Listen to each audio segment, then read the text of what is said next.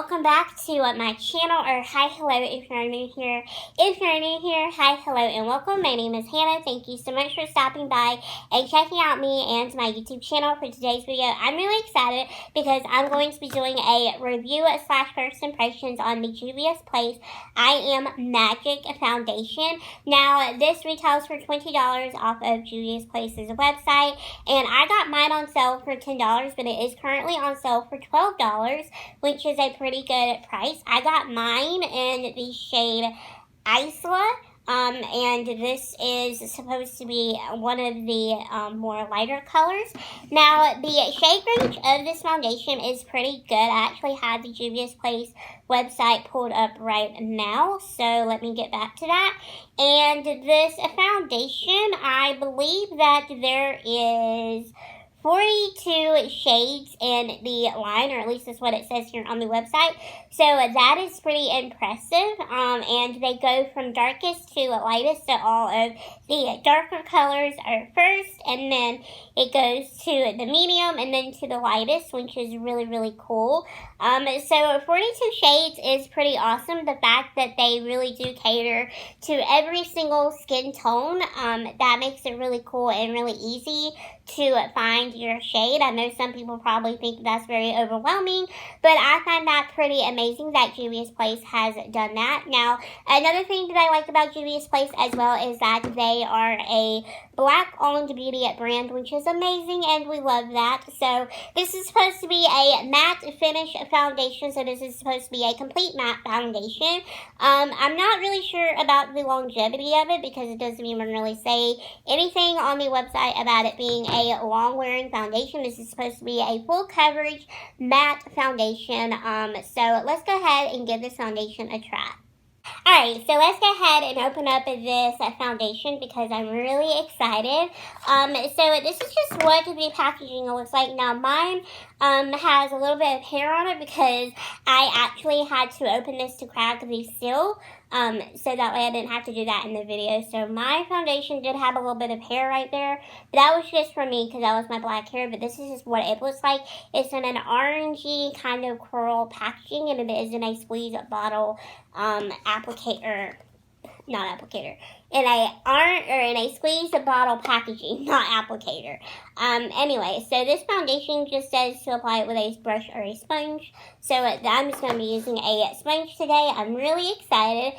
So let's go ahead and open this up. Now, Elsa is supposed to be a yellow undertoned foundation. It's supposed to be a fair complexion undertone. So let's go ahead and get a squirt out. So I'm going to do about that much of foundation, and I'm just going to be putting that back on. Now, I actually really like the packaging of this product. I have a little bit of a hard time sometimes pumping bottles, so I like the fact that this isn't a squeeze bottle applicator. I keep saying applicator. This isn't a squeeze bottle. I'm really sorry. I haven't filmed in the last couple of days. As you probably can tell, my room looks a little bit different, and we're in a little bit of a different setup. I am in the middle of literally redoing my bedroom. So I have really nothing on my walls. My walls have just been painted a couple of days ago. So if the audio in this video sounds really echoey, I am really sorry about that. I tried to fix that the best I could, bringing a little bit of stuff in here. But we're just working with what I got. And I really wanted to try this foundation for y'all today. But anyway, let's go ahead and get right on into applying this foundation with my little e.l.f. foundation sponge.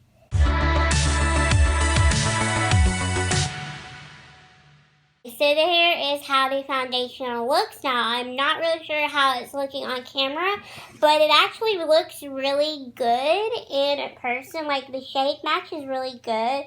The foundation itself, it does dry down pretty quickly, so you have to work really, really fast with this foundation. I definitely should have done one side at a time, and I will do that next time I use this foundation. Because it is a matte foundation, it does kind of cling a little bit to little dry patches that you do have on your face or texture. Like, I have a little bit of dry patch right there, and it's clinging really awful to that. I forgot to mention too that I have the Milk Makeup Hydro Grip Primer on underneath this foundation.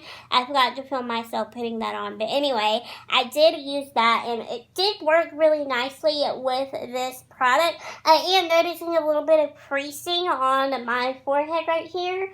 Like where I have those natural little like lines that people get. So that's a little bit something that we're gonna have to watch for. But other than that, I like it. It's very full coverage. It's extreme full coverage foundation. I literally cannot see my freckles, which I don't mind. I like a good full coverage foundation.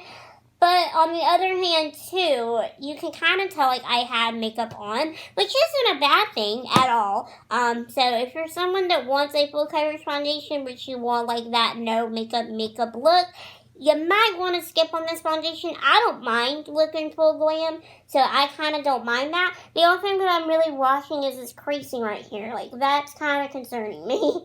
But other than that, I'm going to keep an eye on it, and I'm going to watch it. So I'm going to quickly go grab my concealer and my powder, because I didn't bring that over here, and we're going to see how concealer and powder lays with this product. Maybe I needed to set this product really quickly with powder in the forehead, because I always set this under my forehead, so maybe I should have done that. I don't know, because it is turning into Crease City up there. But anyway, we're just going to go do that really quickly, and I will be right back, and we'll do concealer and powder. Alright, so I'm back and I grabbed my favorite concealer. This is my current go-to.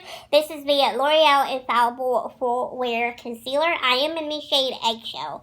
So what I'm going to do is just put a little bit of this onto the under eye area and a little bit onto the center of the forehead and my chin just to kind of brighten up and highlight. And as this foundation has dried down a little bit, I've noticed that the creasing is kind of getting a little bit deeper. But anyway, it does look really good far away. I did look at it a while ago in my iPhone mirror, because that is something that I do like to do when I'm doing my makeup. I like to have a mirror where I can look up close and see how everything looks from up close, and then I'll have a mirror where I can kind of see how everything looks far away, because, you know, your face looks different in different angles, so it's always kind of like important if you really want to take the time to do your makeup really good. It is a really good idea to have mirrors at different angles. But anyway, I'm just going to use the foot of the sponge to apply or blend out the product onto my chin and my forehead. But I actually do like the foundation. It does feel pretty lightweight. I don't feel like I have a lot of makeup on my face, and I don't really like a really heavy feeling foundation. I can tolerate it and I don't mind it, but for the most part I like a lightweight feeling foundation, and this feels pretty lightweight. So that's an A+ for me. So I'm really happy about that. Let's go ahead and put some concealer right here. I kind of don't need it, but I really, really like it because I like to brighten up and highlight and all that jazz. Alright, so concealer sets really nicely onto this foundation, especially that L'Oreal concealer. So now I'm going to go into my Tarte Amazonian Clay Smooth Operator Finishing Powder. This is my favorite go-to setting powder. And I'm just going to take a little bit of this and dump it into the cap. I hate the packaging of this product. I hate that it's 2 little holes, because you literally have to beat the crap out of the container to get product out. And I'm going to be using this little brush right here from Up and Up. That is a brand that you used to find at Target, but you kind of can't find it anymore. So I'm just going to use this to quickly set my under eye area. And my foundation, I don't know if it's just this lighting or whatever. I'm going to look at myself in natural lighting in just a little bit. But I almost feel like my face is getting darker. Like, I don't know. I know y'all are watching this, obviously, on your devices. And when I edit, I will see this on camera. But I feel like it looks darker. I don't know. I like this foundation, and I want to like this foundation, and I want to be honest with y'all. So that is why I'm trying to just kind of like having real expressions with you right now. That's something that I want to be more of in 2021, is more real with people. But I don't know. I was having really high hopes for this foundation. I really, really was. I don't know. I think it's just the lighting, because the sun's kind of going down a little bit, or not going down, but it's kind of like overcast right now, so I'm not really having the greatest lighting over here with the windows, and sometimes this artificial lighting can kind of just make me look a little janky, so I don't know. Janky is the word that I use when I describe something that's kind of looking a little off. I'll just say it looks a little janky. It looks a little janky over yonder. So anyway, I'm going to go and finish up the rest of my makeup, and I'll come back and we'll talk some more about the foundation. And I'm going to go try and figure out if my face is actually looking darker and oxidizing, or if I'm just not having the greatest lighting situation over here. I got high hopes for this foundation, though. I'm not giving up on it. Hey y'all, so I'm actually really liking the foundation. It didn't oxidize on my face. It was just that weird shadow overcast situation that we had going on out the window. But I actually really do like the way that this foundation looks on me. It did crease a little bit on my forehead, but it hasn't creased anymore. So I'm thinking that I just needed to probably set this a little bit quicker than what I did with powder. So the next time that I do use this foundation, I will definitely do a better job at setting it. But I actually really like the way that it looks. I like the way that it feels. I've had this on for about 2 hours, and it hasn't gotten really oily or anything like that. So when I do my checkups in a little bit, check-ins with y'all, I'll keep you updated on that scenario. But other than that, though, I am really impressed with how this foundation looks. So I am going to warn you that in that outro here in a little bit, I am going to still be looking fresh-faced. That's because I went ahead and filmed the outro now, so that way I didn't have to film it later. So let's go ahead and get into my check-ins throughout the day, because so far I'm really liking it, and I'm really curious as the day progresses if I'm still really going to like this foundation or not. Alright, so it is about 6:30, and this is how my foundation is looking. Ignore this inner corner lash right here. I'm very aware that it's coming up, but anyway, this is just what the foundation is looking like. I haven't had to powder or touch it up that much. I am getting a little oily right here, but that's pretty typical, like right there. But so far I'm really liking the foundation. It's very long wearing too. Like, I'm really impressed with the longevity of it. It hasn't broken up on my chin. I've been using the NYX Can't Stop Won't Stop foundation. That one's been breaking up really bad on my chin, and this one isn't doing that. So I'm really impressed. I'm really liking the foundation so far. Alright, so it's a little bit later, and I do have some oil that is popping up on the center of my forehead. That's pretty typical, though, and honestly, I'm getting ready for bed, so I'm not really going to touch that up.